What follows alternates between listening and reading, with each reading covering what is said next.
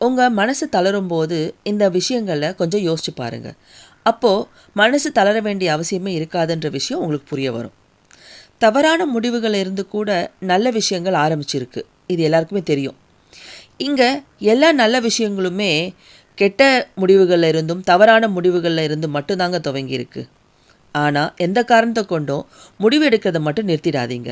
ஏன்னா ஒவ்வொரு முடிவும் நம்மளுக்கு ஒவ்வொன்றா சொல்லிக் கொடுக்கும். ஒரு விஷயம் செய்யறதுக்கு முன்னாடி 1000 வாட்டி கூட யோசிங்கங்க, தப்பில்லை. ஆனால் செஞ்சதுக்கப்புறம் இந்த விஷயத்தை எப்படி அடுத்த கட்டத்துக்கு கொண்டு போகலான்னு மட்டுமே யோசிங்க. ஏண்டா இந்த விஷயத்தை செஞ்சோம் அப்படின்னு மட்டும் யோசிச்சிடாதீங்க. உங்களுக்கு தோல்வி கிடைக்குதா, பரவாயில்ல, அது ஒரு பாடமாக எடுத்துக்கோங்க. வெற்றி கிடைக்குதா, அடுத்த கட்ட வெற்றிக்கு அதை ஒரு பாடமாக எடுத்துக்கோங்க. இது யாருக்கும் தெரியாத விஷயம் கிடையாது.